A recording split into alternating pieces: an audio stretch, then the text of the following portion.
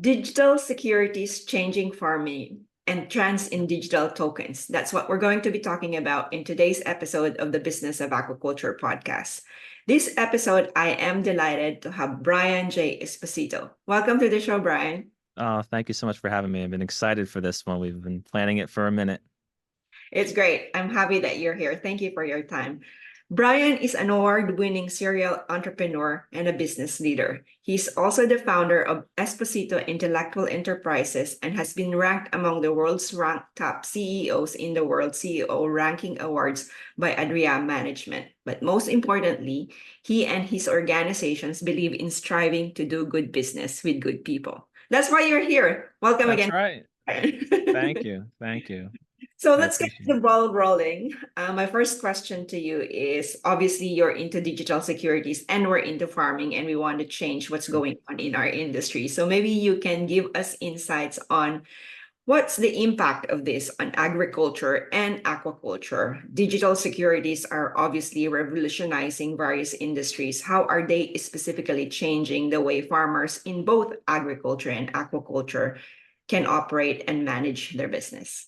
I might look at it. Well, I think you and I align in how we look at it, but there's a lot of opportunities when you have forward-thinking farmers, whether it's agriculture or aquaculture, on how do you support the cost, right, of that, and be able to go outside of traditional financing and maybe go outside of what you are valued at based upon lenders' metrics, even though no, food scarcity is an issue. Water scarcity is an issue. The most important thing for humanity is to ensure that both have great resources and support to be able to provide enough food for 8 billion people.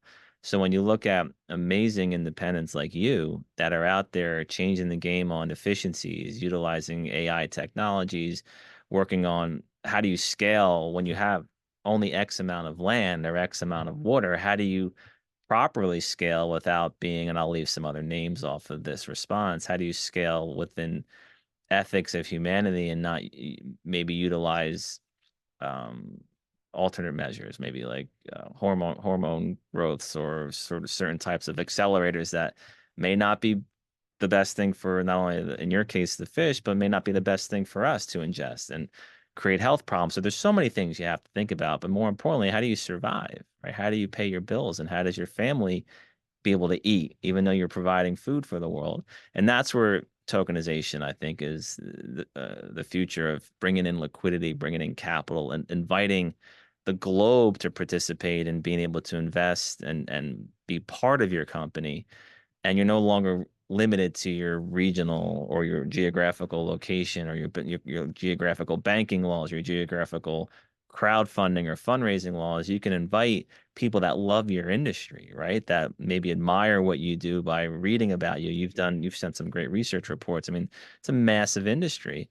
Unfortunately, it's also not a sexy industry, right? It's not tech, it's not AI, but you utilize all these things in order to have great output and create a really safe flow of offspring in an ecosystem. So I love the idea of you have the ability to go out to a global audience and invite people to be part of your company and be part of your journey. I love the idea of the digitalization ledger concept of tracking that food supply from origin to wherever it ends up.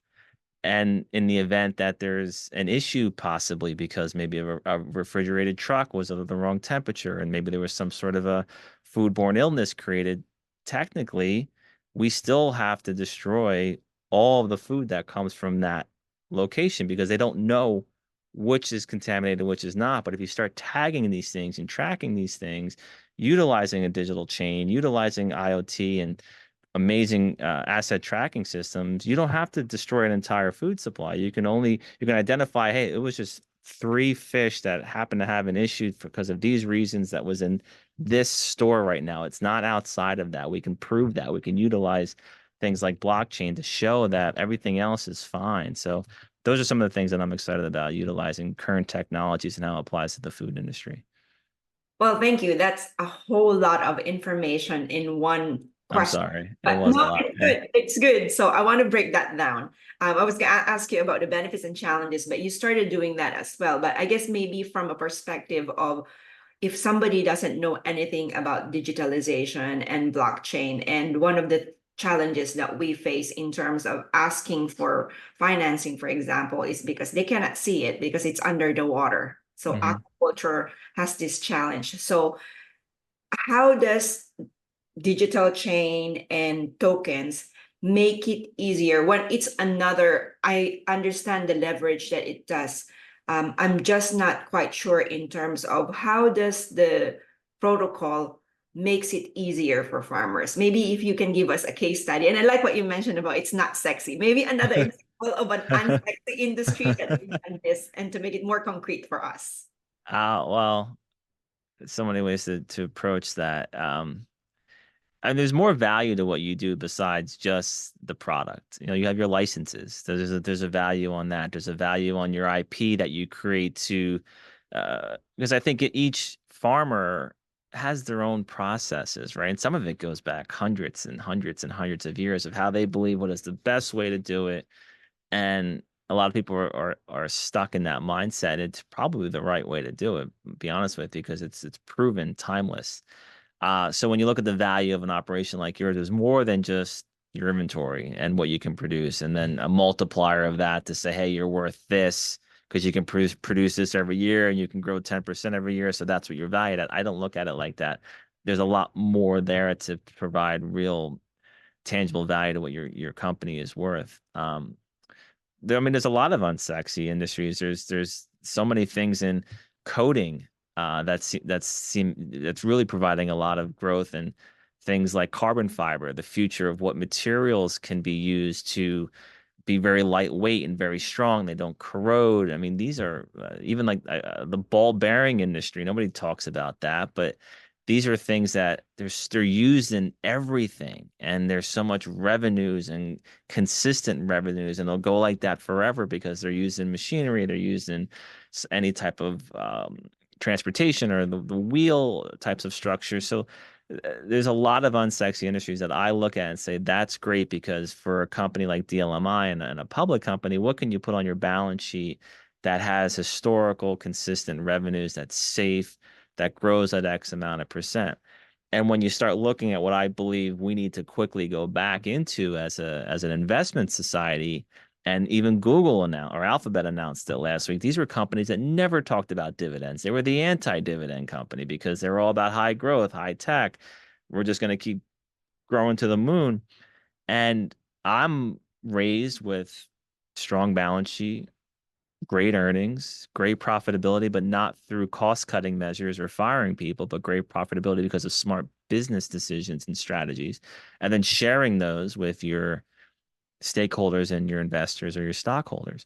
So when you look at the ability to do that with some of these unsexy industries that people don't get excited about, but they're necessities and they earn.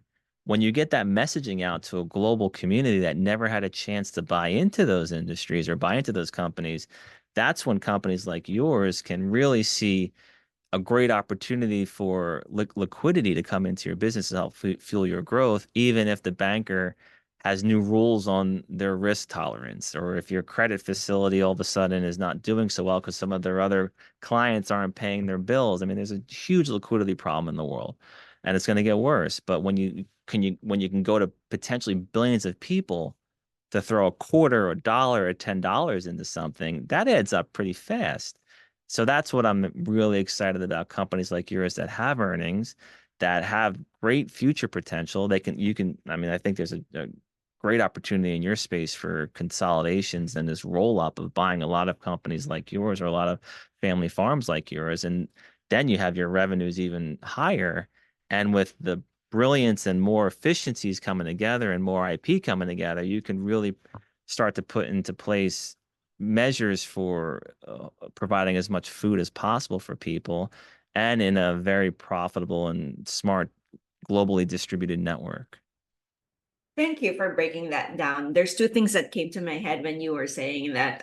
One is a quadrant that I used to study before, wherein it looks in a business, a family firm specifically, wherein you need to just not look at the financial. And I mean, even now there's a term called soft due diligence, wherein you have to take a holistic approach in looking at a business. And you kind of alluded to that with using the leverage of blockchain and digital securities in terms of how brick and mortar businesses can get away from being hamstrung with regulation, with, as you mentioned, the bankers' rules. And so this all helps industries like ours who need to break out of that mold, just because there are other things that we offer other than the numbers that are being shown on the financial statements. But at the same time, not ignoring that that's an important part of Right. being business. Yeah.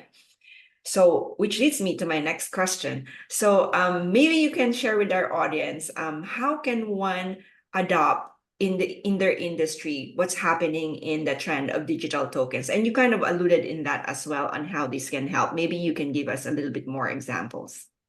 Yeah, I would look at, I mean, security tokens and what we talk about are regulated digital assets. It's not crypto, it's not meme coins, it's not all these other terms like NFTs. And these are securities that are backed by real assets that are intended to spin off a return or a reward to the token holder. So that's a security. There's no gray area. And a lot of people try to play that game.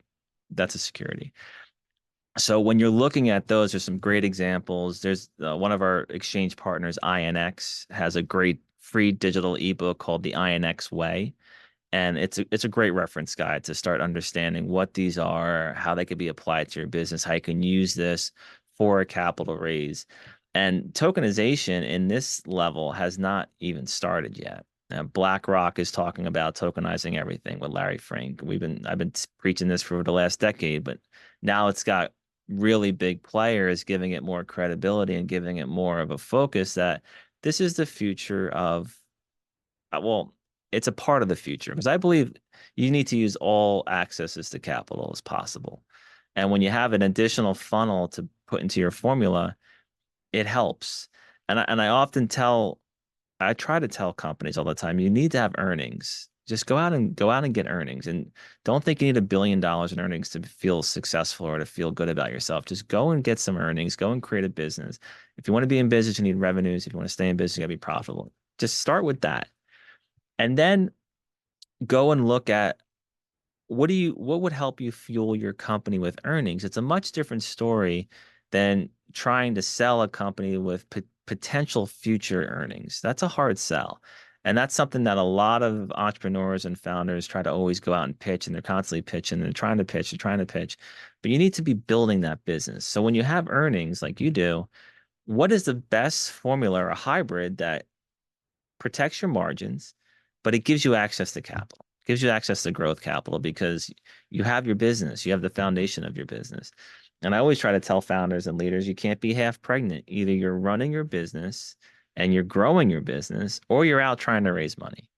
If you try to do both at once, you're diluting yourself and it's not going to work. And you're going to get very frustrated. You're going to get very angry. Therefore, when you go and look at your business, you're not going to have the right psychological mental health around growing the business. And it's difficult. I'm only speaking after getting my butt kicked for 24 years and trying to figure all this out. But now when you look at tokenization, look at some of those references like the INX Way, look at what some of the companies have done to go out and bring in capital to tokenize something from a global audience within the regulation and rules depending on where you live and what geographical location you live in. But it is done correctly. I think it's the smartest and best way to build all these ambassadors out there for you because people love to utilize social media. People love to talk about things that they believe in. And if you can go out and get one token holder that believes in you, they're going to share it and they're going to help you share your story. They're going to help tell your story. And then it's going to turn to 2, then it's going to turn to 4, and then it's going to turn to 8. So if you can do the patient, proper way of building an audience, building a community, and building people that understand your space, that's where it even gets even more exciting. The distributors understand your space. The buyers and all these grocery channels understand your space. The Costco's of the world understand your space.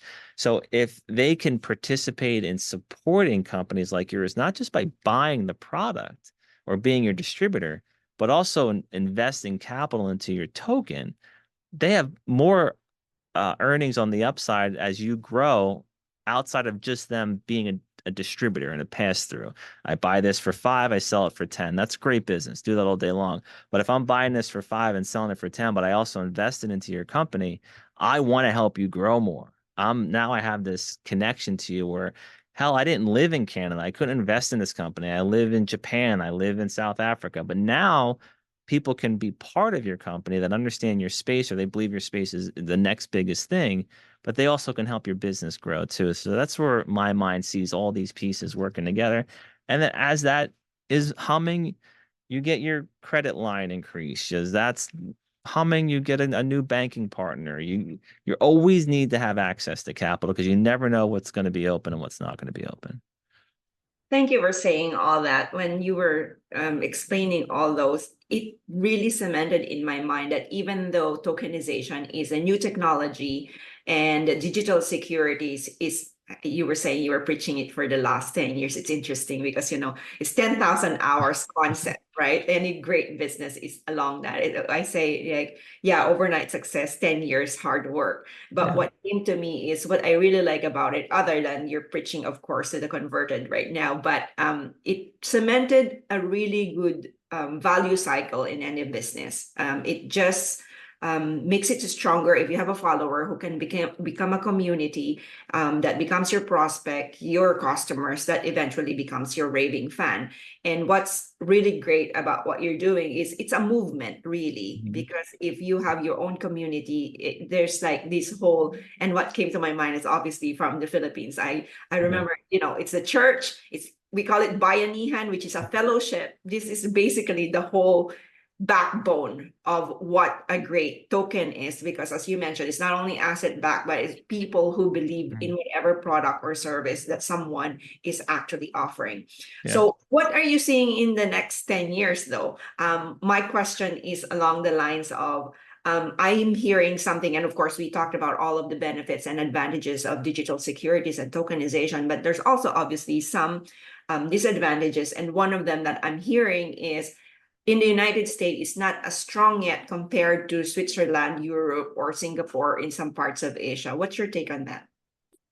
Yeah, unfortunately, due to politics and maneuvering, U.S. lost what we should have been the leader in. And I think the Middle East is taking that very strong right now, is bringing a lot of IP, a lot of talents moving there. They're smart to adopt this and get behind it because they don't have any.